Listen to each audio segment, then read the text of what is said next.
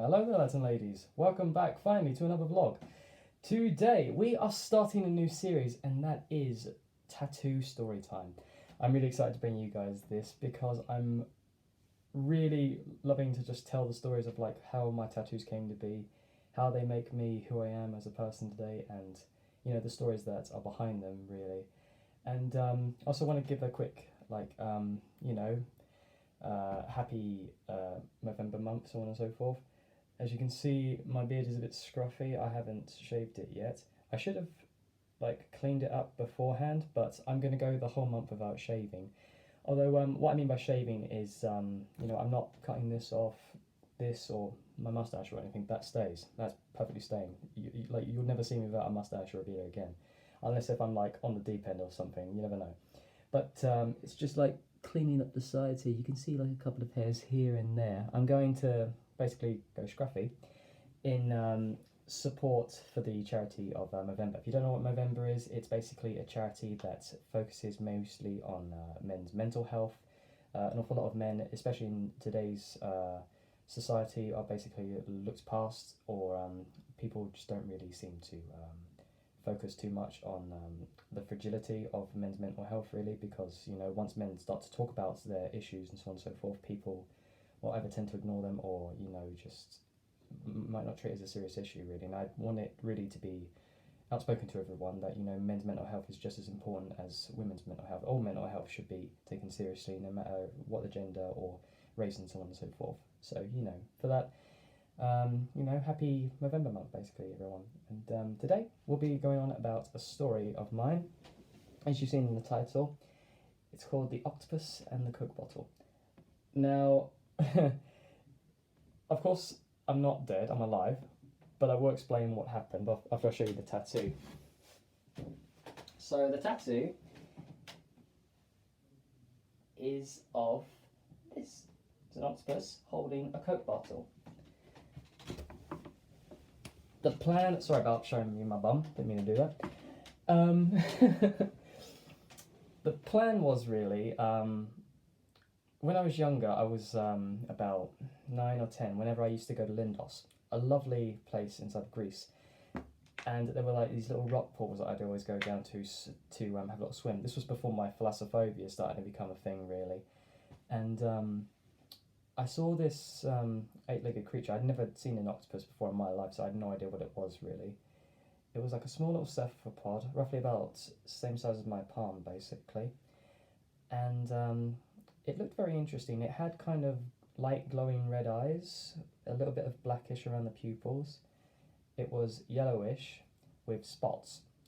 I had no idea what this thing was, but I thought, oh, it looks pretty. So I put my hands under the water.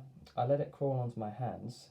I didn't lift it out of the water because I didn't know if it was if it could breathe out the water. Of course they can, but not for very long. They just need moisture, so on and so forth, to breathe oxygen within the water.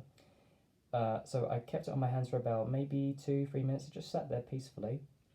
And then as it crawled off, I thought to myself, oh, I'm going to give it like a little present. So I had this little Coke glass bottle and I put it in the water. He got inside of it. I never knew octopuses can do this. Apparently they can go into any hole that's smaller than the size of their beak. So like imagine something this size, their beak is smaller than that, and they can fit through this hole, no problem. It's just incredible to me. So he sat in it for like about 5 minutes, and then he was just done with it and then went on his own way, really.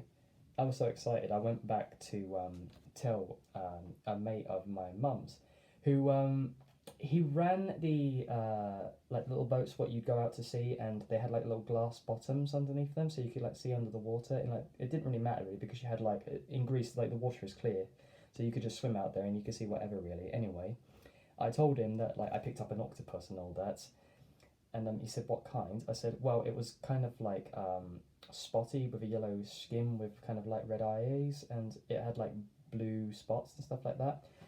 And he just looked at me as to say, like, you're lying.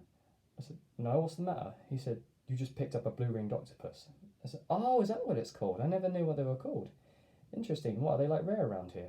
I asked him. And then he said, you are lucky to be alive. And I said, what do you mean? Like, is it like venomous or something? And he said, yes, it is probably the most venomous cephalopod in the world. How on earth are you alive? And I said, well, it didn't bite me or anything. I just had my hands under the water for like 5 minutes while it was like crawling on my hands. And then I gave him a bottle for a home, and then he just left it because he didn't appreciate the gift and all that. Like me being young and stupid, I had no idea that my life was in danger. I had no idea that I just picked up one of the most venomous freaking cephalopods in the world. I had it in my hands for like 5 minutes.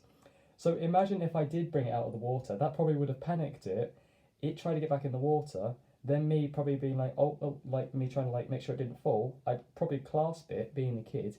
Doing that, it would have threatened it, and I probably wouldn't be here to this day. So thank God for that. I'm alive. I'm alive. I couldn't believe it. I honestly had no idea that this thing was venomous. I told my mum about it. She thought I was like, she couldn't believe me. She thought there's no way you'd pick up something that venomous. And I said to her, I had no idea. I had no idea that the thing was venomous. And she just like hugged me and thanked heavens I was alive, basically, because I like once I heard that it was venomous, I couldn't believe it. I just thought, oh, it's just a cephalopod. It's not going to hurt me, as you would when you're a kid and you're dumb and you don't know what's what. Basically, it's like a sharklet's huggable and all that, but you wouldn't go up to it and like hug it on the dorsal fin, would you? And go on it for a ride like a rodeo, would you? So the other story behind getting the tattoo, I recently got this one done. It's not my first tattoo. My first tattoo is on my shoulder. I'll go over that in due time. I have quite a few of them to go through, so you've got like well over 30 stories to come. So I'm hoping you'll be looking forward to those as well. But yeah, when I got the tattoo done, it's an old friend of mine. I basically go to the same place as always. I go to Angelic Hell down in Brighton.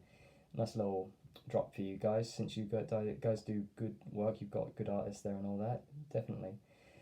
So if you're ever down in Brighton and you need a good tattoo, go to Angelic Hell. They're fantastic people, very friendly, very lovely, and they they don't overcharge really, which is a good thing really. I think the most expensive I've had to pay for a tattoo, I think it was for the octopus. Yeah, like the octopus, I think is probably my biggest tattoo. I think it's my biggest tattoo on my leg. That's the only tattoo I have on my leg. It was about 6 hours worth to do.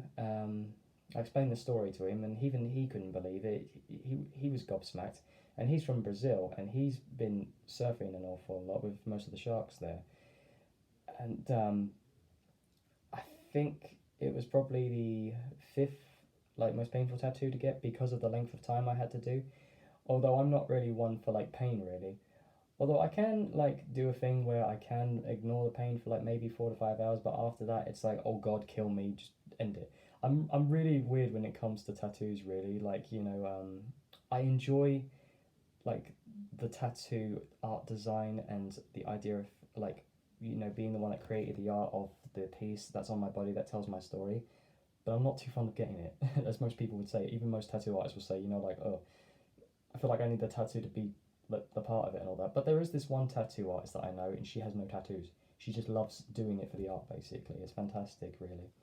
And if there are any other tattoo artists, then like it always starts out from humble beginnings. Learn how to do your art, how you do your sketches, and so on and so forth. And that's the funny thing as well, really, because my niece is an artist. She's very good. She's very good at what she does. But most of the good artists will say that their pieces are crap, or they'll say that the pieces are not up to the standard they expect, really. And that's a shame, really, because I feel like Daisy could definitely do well with her art, really. If you know Daisy, she's my niece who came on one of my games with me to play with Dan back in the olden days, like I think it was Rainbow Six Siege and Rocket League and so on and so forth. That's Daisy, that's my niece. Yeah, she's a very fantastic artist, as I can always really praise her for that. She's just so good. She's very good. And well, yeah, that's basically the story of how I almost died to a blue ringed octopus. Thankfully, I'm still alive, and thankfully, I'm never going back into the ocean again for love nor money. I'll probably tell another story on why my thalassophobia is so gut wrenchingly like debilitating for me. It's not even that I'm a bad swimmer. I love to swim. I love to go into a swimming pool, but I will never go back in the ocean after an event that happened to me when I was in Sharm el Sheikh. But that is a story for another day. So, short video for today. the next video I'll probably do will more than likely be a Konohanakitan review, or if not, I'll probably do another tattoo story time. So with that, thank you all ever so much for joining me. I hope you enjoyed today's little first beginning of this series that I will hopefully expand to at least 30 more. I want to try and cover all of my tattoos, and I'll definitely want to talk about my Difa one as well, my Difa tattoo, if you haven't seen it. This is exactly the same one as that picture, really, so I've always got him with me. I'd love to talk about my dog, and I'd like to tell you more stories about him, especially with my other tattoos. So, thank you ever so much for watching, and as always, take care, my friends. Bye.